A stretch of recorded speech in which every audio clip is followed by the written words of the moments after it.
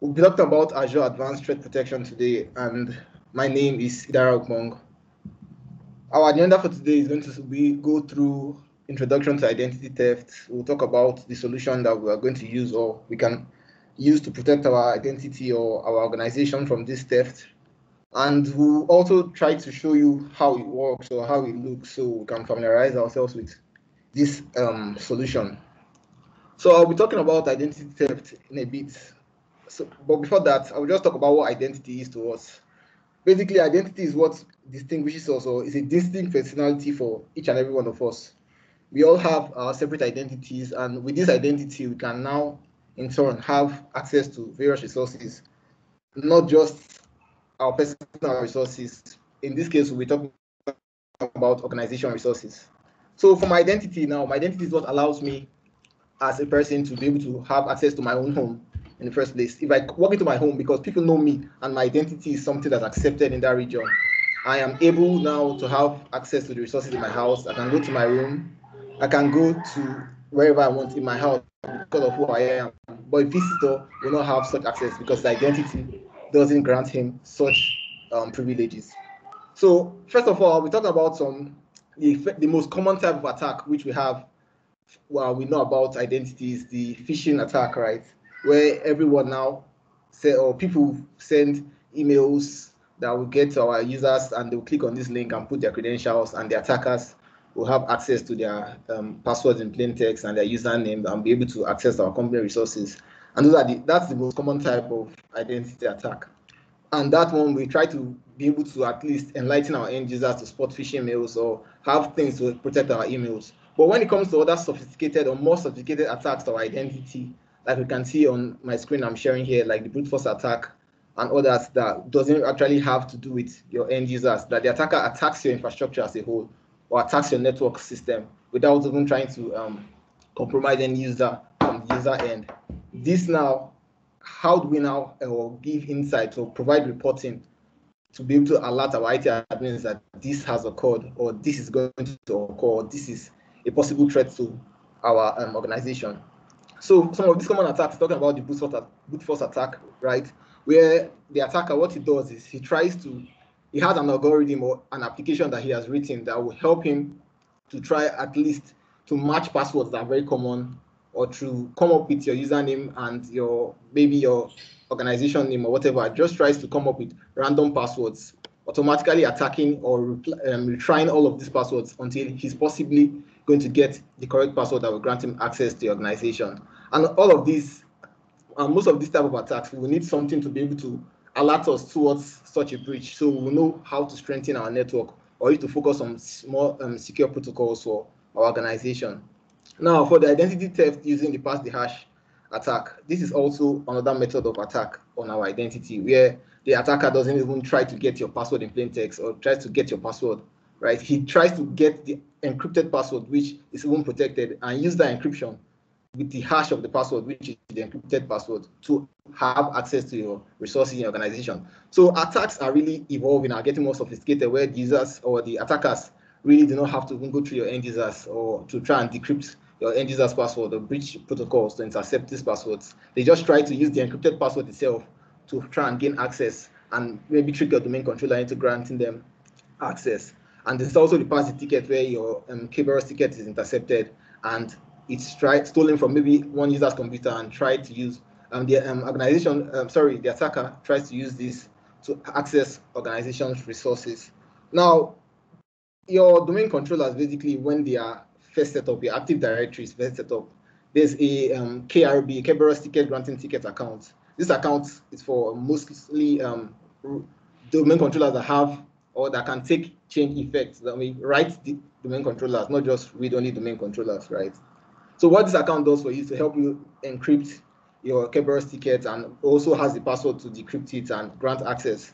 So, the way our organizations work really, if you want to have access to any server, not just the domain controller, any server in our organization, it's our domain controller that authenticates our identity, that gives us permissions to be able to access each and every one of these servers. So for every activity you want to carry out in an organization, you have to request access from your domain controller before you can join or before you can have access to any of the resources that are privy to you in your organization. Now, we also talk about the encryption downgrade activity, which is another sophisticated attack. This is when the attacker tries to reduce the Kerberos protocol, tries to decrypt it so that he can also now intercept passwords that are being sent to the domain controller for authentication, so you can get your passwords in plain text. So these are some of the attacks an attacker can do that evolves or is more than phishing attacks or spear phishing attacks. And these attacks, we will need to be able to safeguard our organization against them, or at least get a warning when such attacks are being perpetrated within our organization. So moving on to the solution today, which can help us or give us an insight to these kind of attacks that are very sophisticated, we have the Microsoft Azure Advanced Threat Protection, which I'll be referring to as Azure ATP. Now, this is what Microsoft has made and has provided for us to be able to detect most of these attacks, which I spoke about earlier, and even much more to help us safeguard our environment. We have more, we have weak protocols in our environment. Azure ATP can help us with that. We have systems that might have lost trust with our domain controllers within our environment. Azure ATP can also help with that. So it goes beyond just this brute force attack and the pass the hash and patch the ticket attacks. It helps us to also try and upgrade our infrastructure to be more secure. Now, Azure ATP, what it is basically, it's a service. For Microsoft's cloud service, there is infrastructure as a service, platform as a service. This is now a service that Microsoft has provided for you that is built on this infrastructure. So you have no privy to the backend really. It's already set up for you. You just have to deploy it and start using it. You have the components that Microsoft has given for you to be able to now achieve most of all of these activities that you want to carry out. Microsoft is very big on reporting or rich insight for you to be able to see what this solution gives you. So that's where you get the Azure ATP portal. When you have this in your environment, you have the Azure ATP portal and the Azure ATP sensor, and we'll be seeing the basic architecture soon. Now, the portal is where you can see the reports that you have gotten for maybe attacks in your environment, where you can now go and see what's happening in your environment, the attacks that users that might be having some suspicious activities, places that might be compromised, unsecure protocols, systems that have lost trust. You see all of that in your Azure ATP portal. And the Azure ATP portal works with the Azure ATP sensor.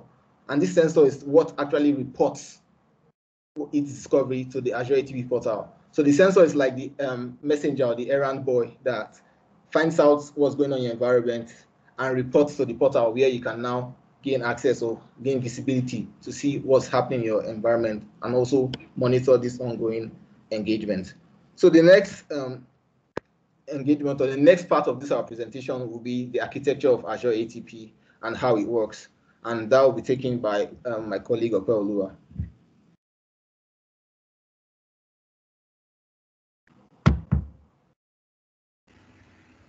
Thank you very much, Idara. Good evening, everyone. Once again, my name is Opeoluwa Inos, and I'll be talking about how Azure ATP works, the capabilities of Azure ATP, and also the differences between Azure ATP and ATA. ATA is Advanced Threat Analytics. So typically, cyber attacks are launched against any accessible entity, such as a low privileged user. So what I mean by a low privileged user is a user that doesn't have any admin rights, and then quickly moves to and fro until the attacker gains access to valuable assets. Valuable assets can be sensitive accounts, domain administrators, or even highly sensitive data. So here you can see the architecture of Azure ATP. Okay, so for instance, we have a domain, and a domain controller is present in that domain. We all know how sensitive domain controllers are. There will be so many connections happening on the domain controller. A user might be trying to access a resource. Users in the organization might be trying to authenticate. Applications might even be trying to query the domain controller. So the way Azure ATP works is that it will need to have a sensor installed on a domain controller. The sensor is responsible for gathering and analyzing all events and processes happening on the domain controller. And once it's done, the process information will be sent to Azure ATP. So only relevant information is actually sent to Azure ATP. Anything apart from that won't be sent to Azure ATP. And then Azure ATP would use machine learning and behavioral analytics to identify or detect any suspicious activity. And then the detections are sent to Cloud App Security, which will give you an advanced insight on your users that combine alerts and suspicious activity across your cloud and also your on-premise environment. If we have different domain controllers in our domain, all of them need to have a sensor installed on them. So if any domain controller is no longer communicating with Azure ATP, it will raise a ticket to notify us that there has been no communication from the domain controller. So Azure ATP detects only suspicious activities, but it also monitors your on-premise identity and identity infrastructure for weak spots using the Azure ATP sensor. So the good thing about Azure ATP is that it just doesn't stay or concern the cloud. It is cut across the cloud and your on-premise infrastructure. So it's going to be monitoring both your cloud and your on-premise infrastructure. So there are actually different types of alert detection that Azure ATP does.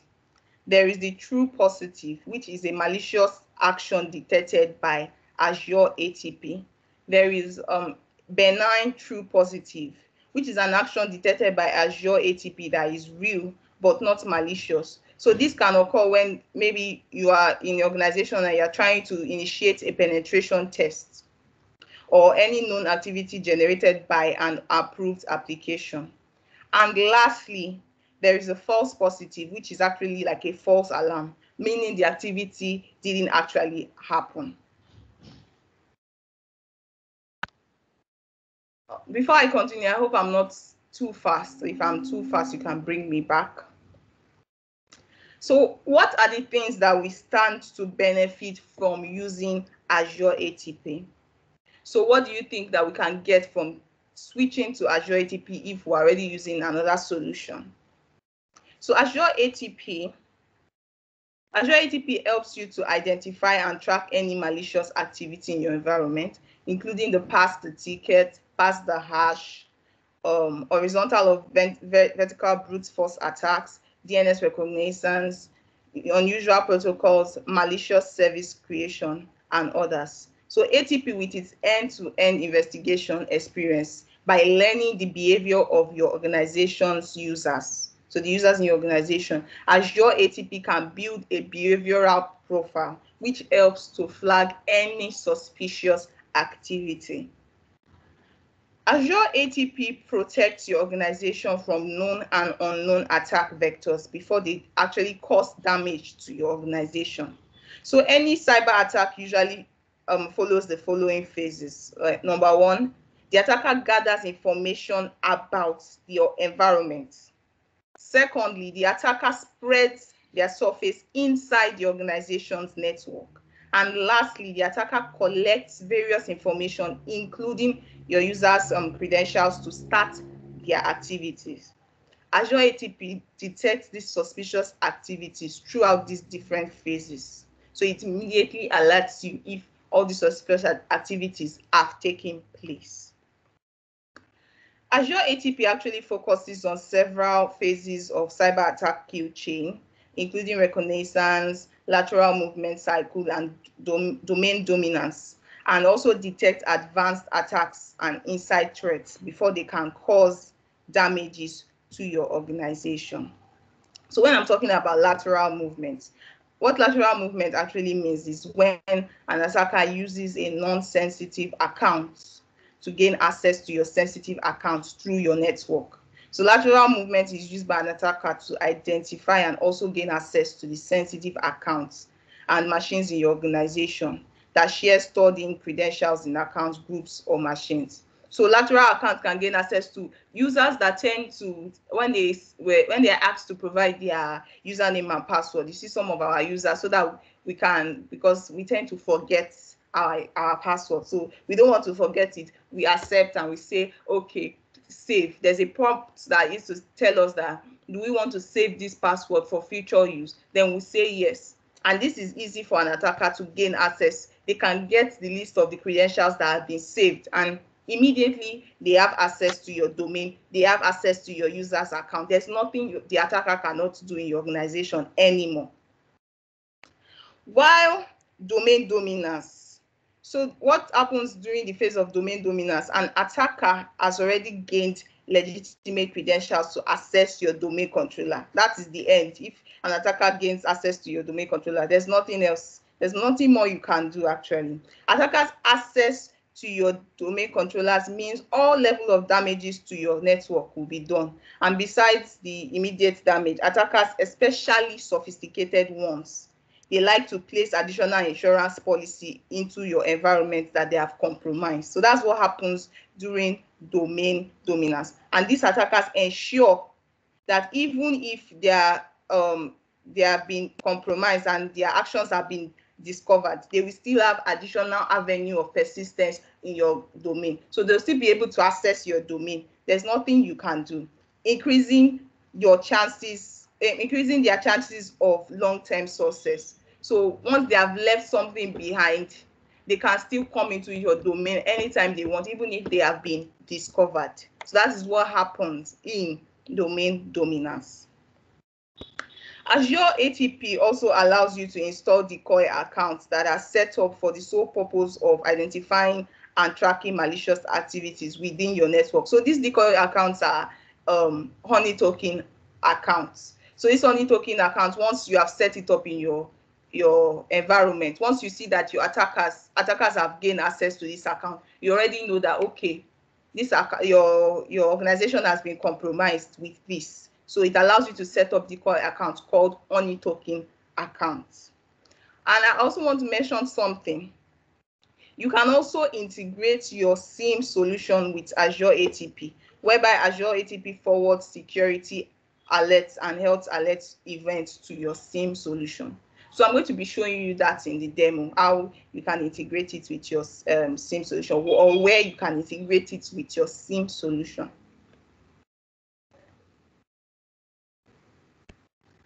So I'm going to be discussing briefly the differences between Azure ATP and ATA. ATA is, once again, Advanced Threat Analytics. So customers that are currently using ATA should know that they both monitor, which is ATA and Azure Advanced Threat Protection. They both monitor and detect and analyze traffic on your domain controller. But Azure ATP actually offers more capabilities than Advanced Threat Analytics. So here you can see that if you want to, let's talk about the setting up of Advanced Threat Analytics and Azure Advanced Threat Protection. So when you're setting up Advanced Threat Analytics, you need to have a database that you have set up originally. And if you don't have that, you have to set it up because it's going to query a database. You also need to have a certificate server. So if you don't have a certificate server currently in your organization, you need to set it up. So Advanced Threat Analytics actually requires more servers for you to set up than Azure ATP.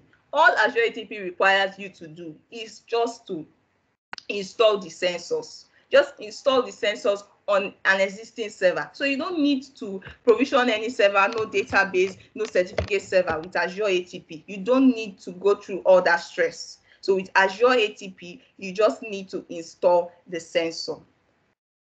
While Advanced Threat Analytics now, Advanced Threat Analytics only works with on-premise. It only works in on-premise, on your on-premise environment. So it doesn't really integrate with your cloud. So it's an on-premise solution. But Azure Advanced Threat Protection, it works with both on-premise and cloud. So you can get a very detailed report about your on-premise environment and your cloud environment.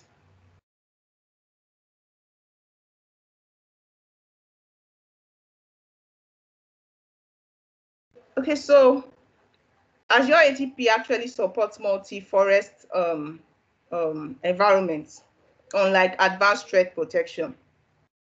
So multi-forest environment gives you the ability to easily monitor activities and profile users across forests. So all forests. If you have two different forests, some enterprise organizations that have many or several Active Directory forests that are used for different purposes, you can protect many forests using multiple forests using Azure ATP. So providing you the ability to monitor and investigate your entire network through a single console.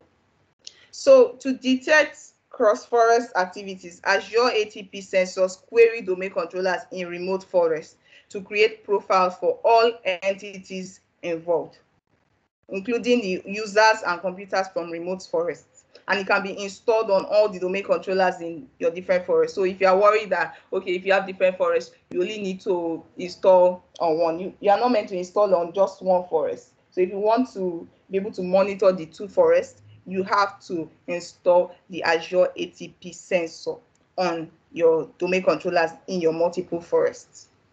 It also even works in a forest that doesn't have any trust. Like you have multiple forests and there's no trust between them. They cannot access resources from each other. So it works. Azure ATP can also detect flaws in that forests.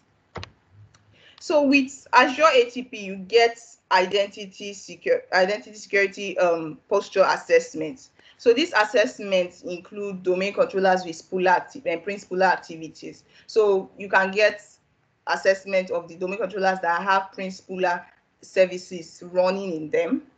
You can get the dormant entities in sensitive groups. You can also get information about entities exposing credentials in clear text. So if you have computers that have saved credentials, which is also, you can say that it is being exposed in clear text. If you have such computers, Azure ATP is going to expose those computers for you. Legacy protocol usage is going to expose that, and it's going to also expose the riskiest lateral movement paths. It will expose unmonitored domain controllers, unsecure account attributes, unsecure Kerberos delegation, and also unsecure SID, that's SID, history attribution. Azure ATP also gives you capabilities like user and entity behavior analytics, which is the UEBA capabilities. So UEBA actually uses analytic technology, including machine learning and deep learning, to discover abnormal and risky behaviors by users and machines in your corporate network, whether users, whether machines, or other entities that are exhibiting malicious behavior. It will detect it. So Azure ATP actually uses UEBA capabilities, and UEBA can actually detect security incidents that traditional tools cannot see because they do not conform to predefined correlation rules or attack patterns, and they can span across multiple organization systems and also data sources. So I'm going to be going straight to the demo. I'm going to be showing you how to install Azure ATP sensor on your domain controller. And I'm going to be showing you a lab on how I act as an attacker and try to gain access to my organization and see if ATP actually detects this attack. So just give me a minute. I'm going to share my screen.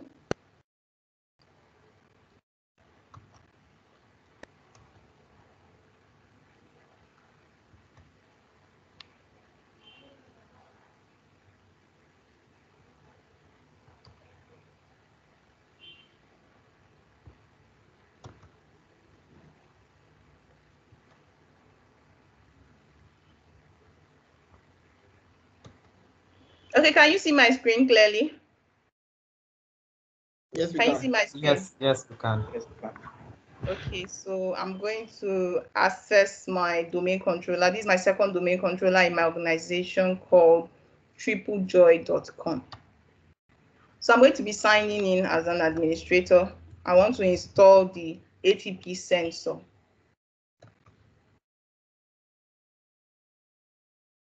So you go to the portal of Azure ATP, which is portal.atp.azure.com. portal.atp.azure.com. That's how you are able to access Azure ATP. So I have a username, which is a global admin, candy@triplejoy.com. So I'm going to enter the password.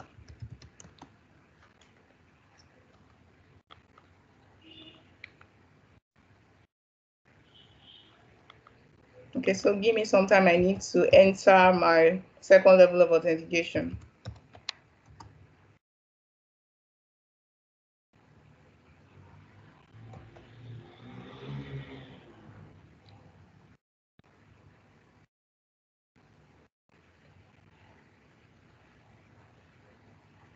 So here's the portal.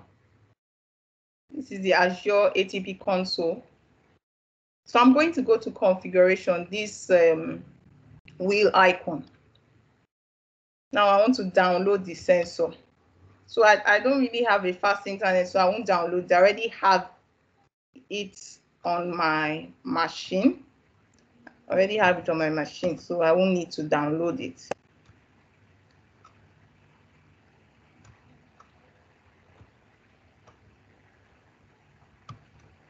Sorry.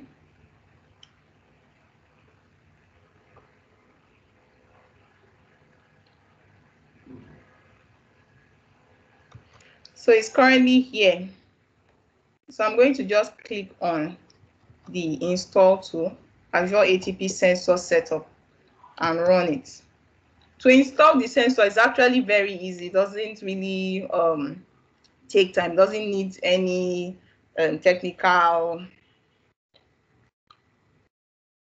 serious technical this thing to actually understand it. It's actually very easy.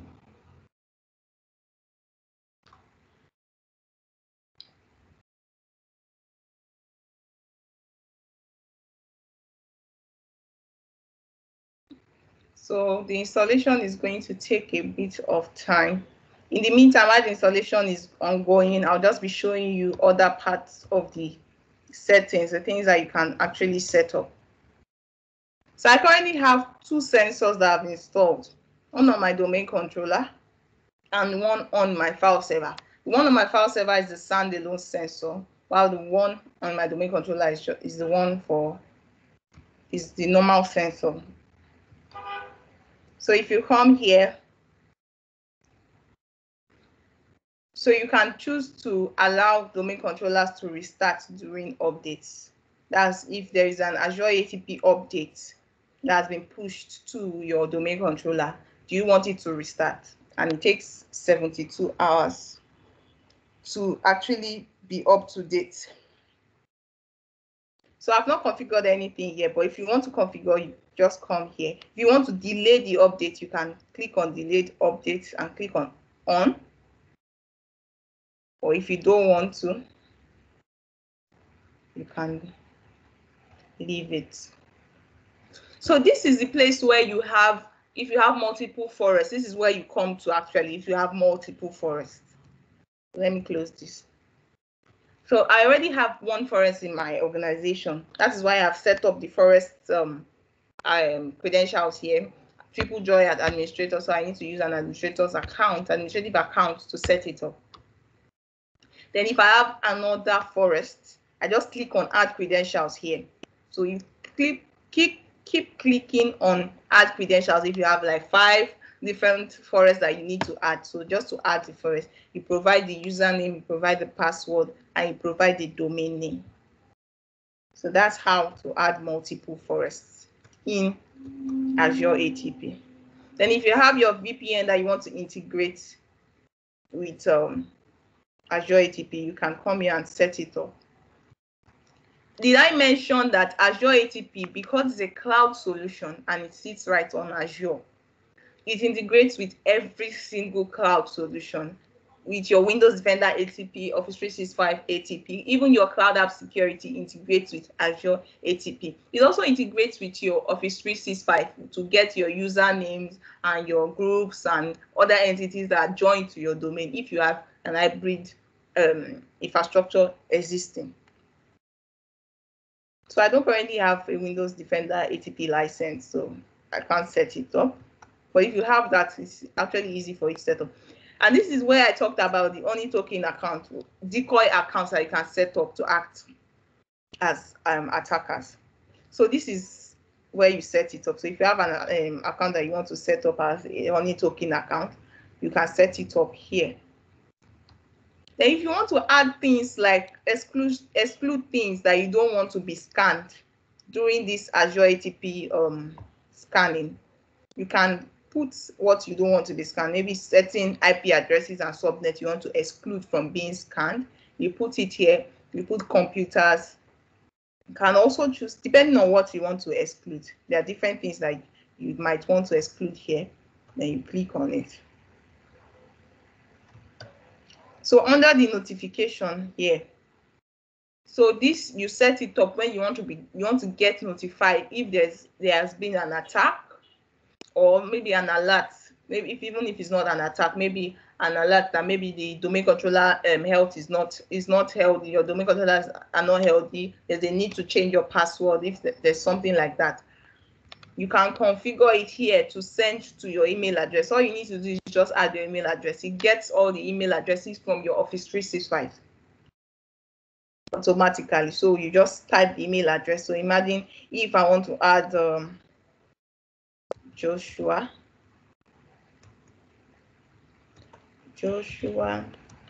at triplejoy.com. I click on add. It automatically knows that there's a Joshua existing. So if there's a new health issue detected, you can also add here, right here.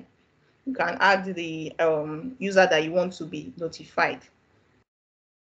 Like I said, your SIEM solution, this is where you actually set it up. In case you have a SIEM solution in your environment existing that you want Azure ATP to be sending the logs to, you can click on configure here and you put the necessary information.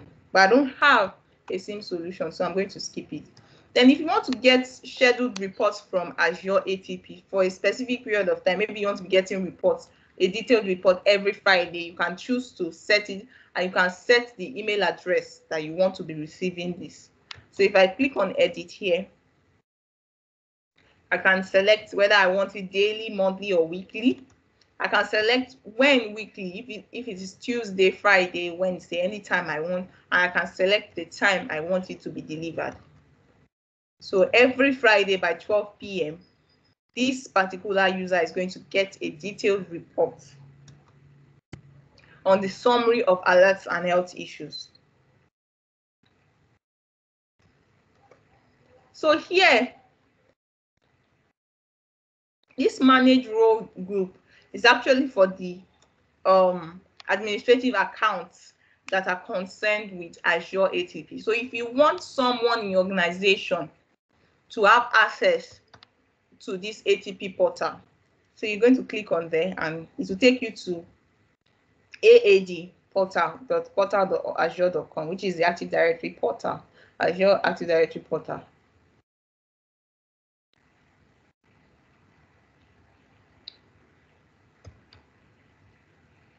Okay, the sensor is actually installing.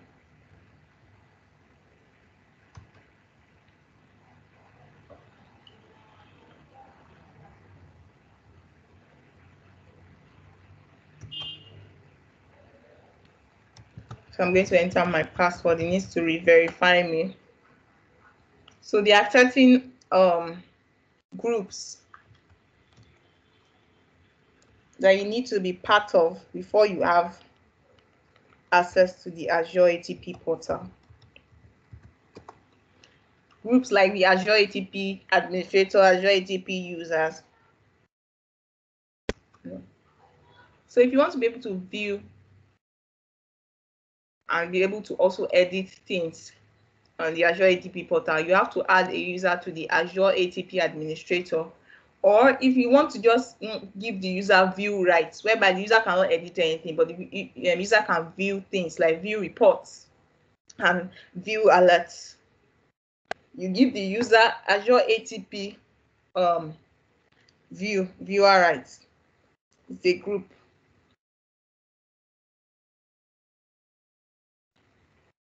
So these are the groups: Azure ATP user, Azure ATP viewer, Azure ATP administrator. So if you want to edit it, you just click on it and add the particular user for whatever rights you want to actually administer to the user or give the user.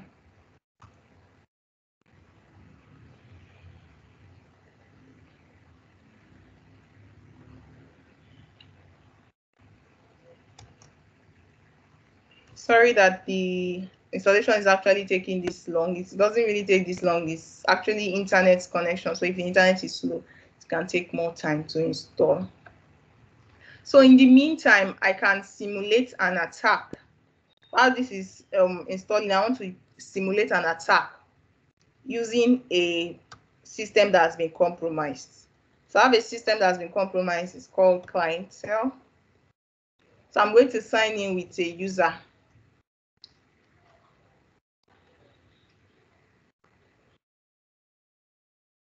This user is called Jeff Leatherman. So I'm acting as an attacker right now. Now I've gained access to the device. I've gained access to the organization. I want to start performing some tasks. And I want to get some information. So I'm going to run command prompt.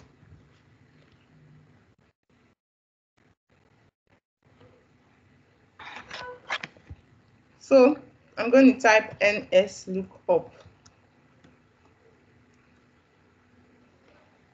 So now I'm getting the information of where the Azure ATP server is actually installed, which is the first domain controller 10.10.2.3. Once I run this nslookup, I get that information.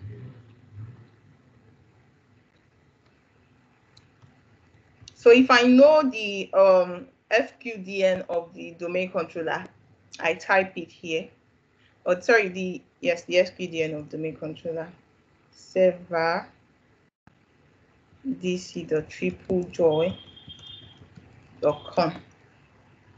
So I'm in this server. Now I want to be able to transfer the domain. I'm acting as the attacker and I'm trying to transfer domain. So I'm going to run this command.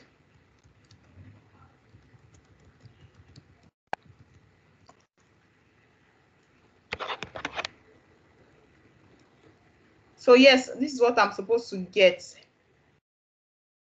It says can't list domain query refused. The DNS server refuses to transfer the zone to your computer.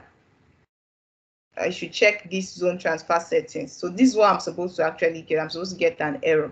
But from the ATP side, I'm going to get an alert as the administrator that someone is trying to transfer my domain. Someone is trying to see what is inside my domain. Once I get this alert, I click on it, I immediately know the user that is trying to initiate this attack.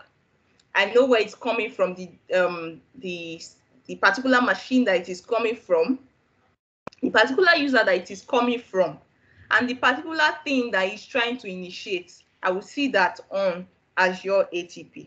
Now I can also even see information like what are the user's rights? What rights does this user have that it is really running this? You can see such information.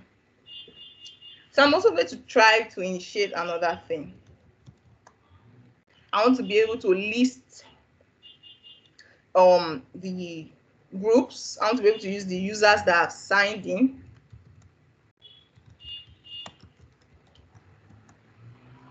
Sorry.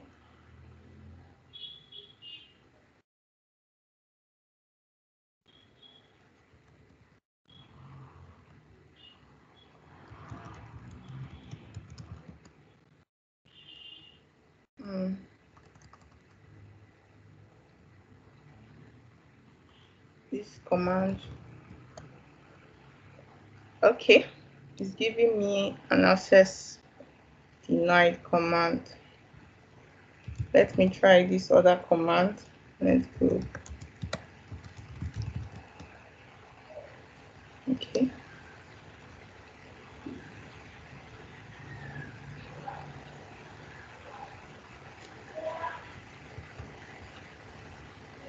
So please just give me a minute. I'm trying to run this.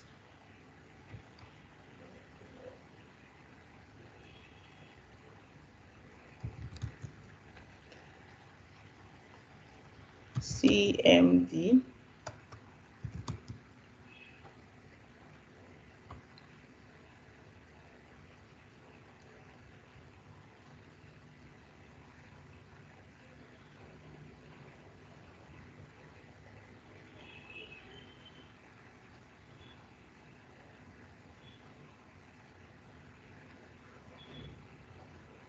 So I'm actually trying to run this command. I'm not supposed to run it as an admin. It's supposed to gain access. So my domain must have blocked it. The antivirus on my domain must have blocked it.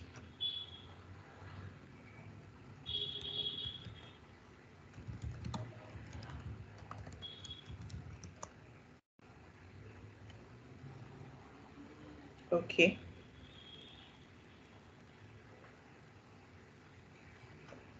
Okay, so I don't want to waste much of your time. I'm going to show you, because I've already initiated this attack before.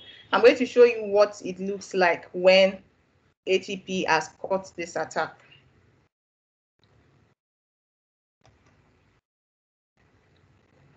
So here you view the alerts that ATP has detected.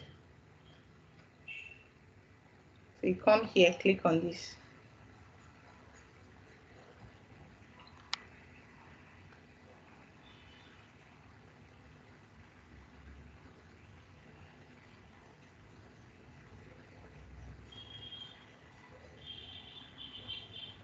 So now, because I ran that NSLOOKUP command, that detected it here.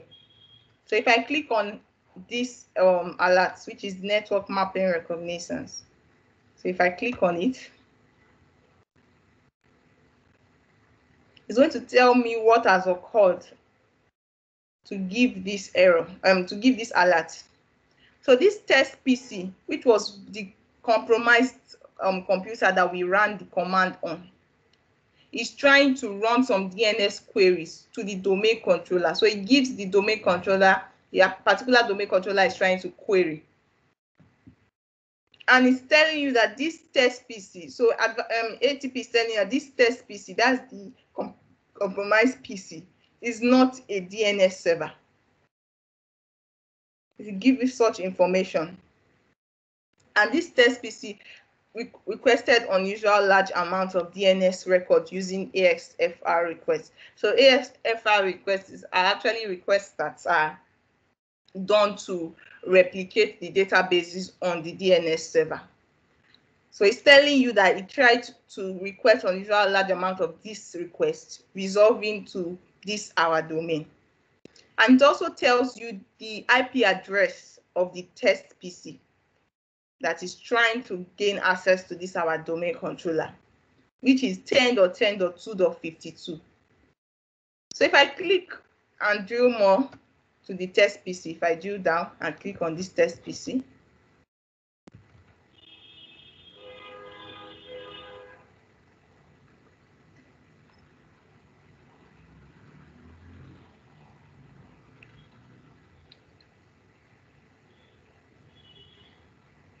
to give you the information about the test PC, what operating system is running on the test PC, the used IP address on the test PCs, the logged on user. So every single logged on user that was logged on to this PC is going to give you that information.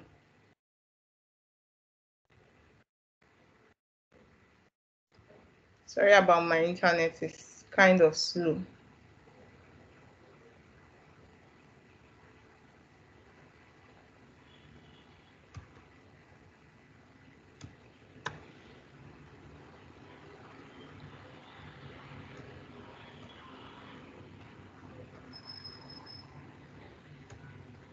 Now, there are other attacks that have occurred on this particular PC. So it gives you a list of all the attacks that have been occurring on this particular PC.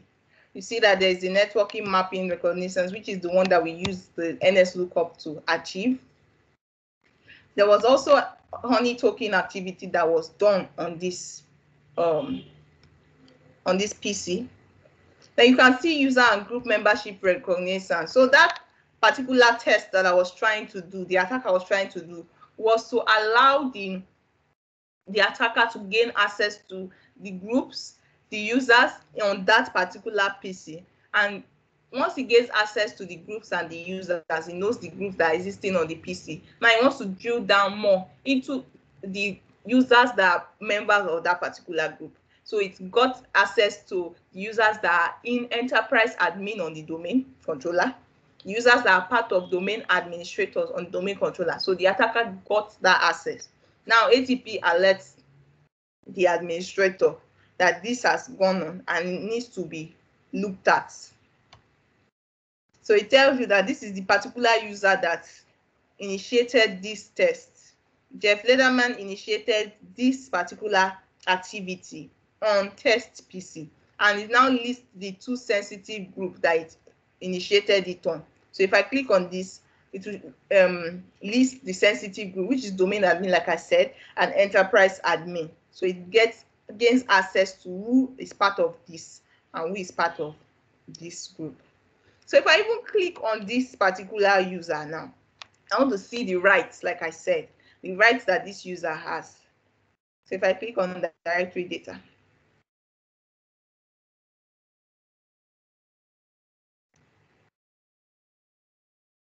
you can see that the user is only part of a domain user. It doesn't have any more rights, just a domain user. And is an ordinary user. So why would a domain user be initiating this type of activity? Isn't that suspicious?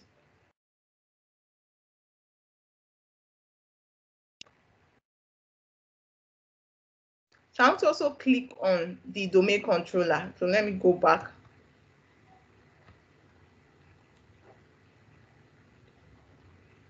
I want to show you what it classifies domain controllers as a sensitive entity. So a domain controller is part of a sensitive entity. So if you click on domain admins, enterprise admin, the users that are part of the those admin groups, it will tell you that it is a sensitive account, and all these things, these activities that are being performed in with a sensitive account or sensitive entity, it means it is flagging that this is suspicious. That is something that you need to check out as the administrator. So let me check if the ATP, okay, it's done. So the ATP sensor is done installing. So we're going to proceed. You choose the language.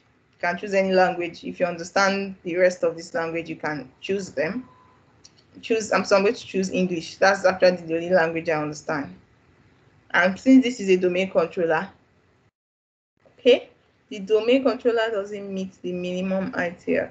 Let me see if it's still going to access, okay? So if you want to select an installation path that is different, you can come here and choose the installation path. Maybe you want to install it on the D drive, the E drive, you can choose and change it here. And before you go ahead, there's an access key. Where you get the access key, I'm going to show you where you can get the access key. So if you go to the settings, sorry.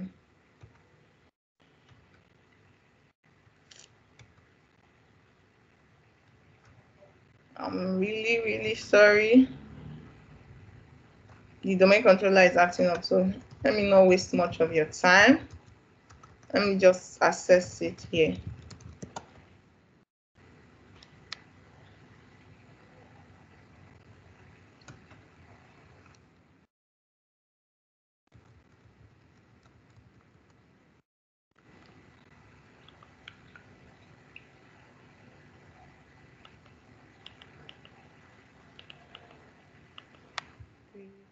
There, 896.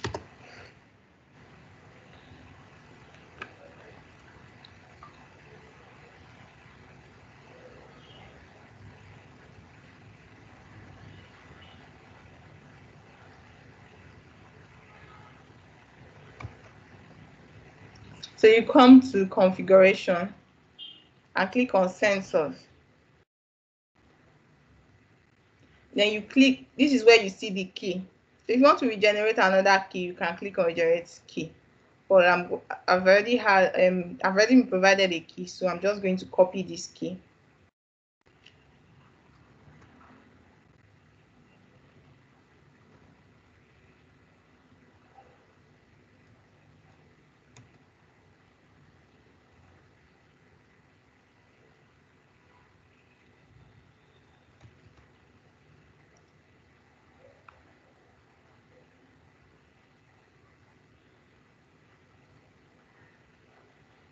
Okay.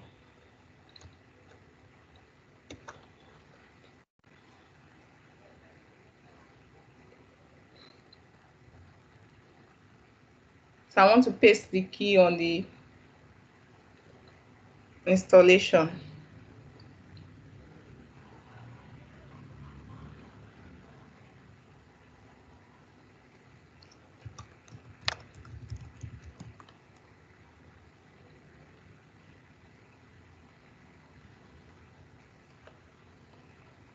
My domain controller is actually very slow. I don't really have enough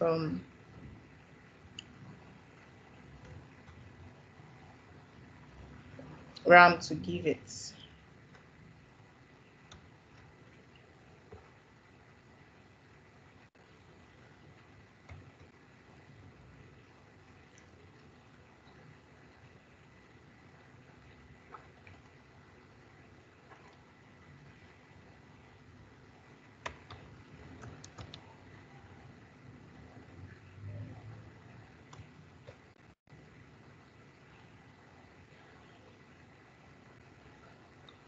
Okay, so I paste the key here,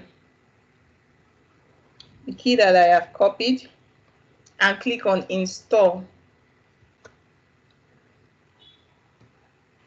So that's how easy it is to install your Azure Advanced Threat Protection Sensor on your domain controller. So once I click on install, it's going to be installing in the background. And once it's done, that is going to run a check. Azure ATP is going to run a check in the domain controller and also in your environment to check for any suspicious activity. So thank you very much for listening. That will bring me to the end of my presentation. I hope you had a very wonderful time. Thank you.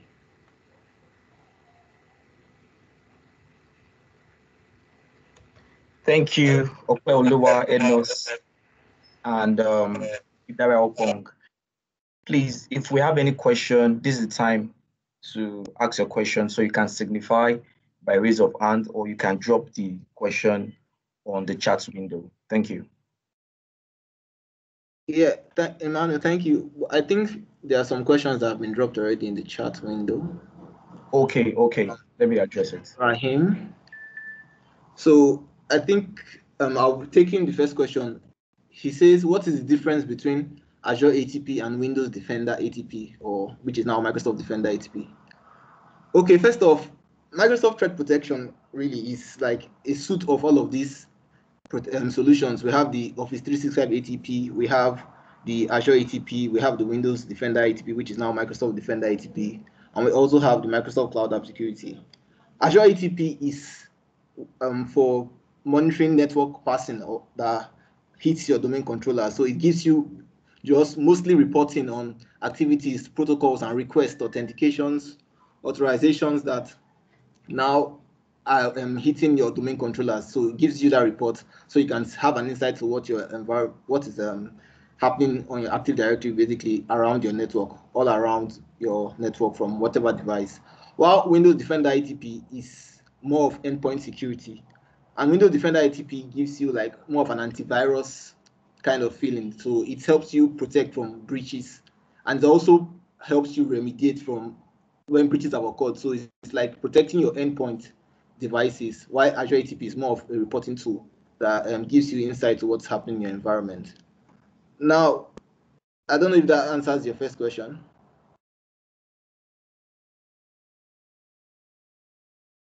I don't know if Mr. Abraham is still there.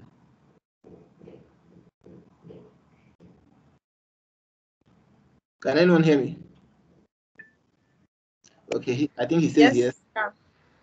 The second question is asking if ATP can integrate with Linux and Unix. So Azure ATP really is getting the information mostly from your domain controller, right?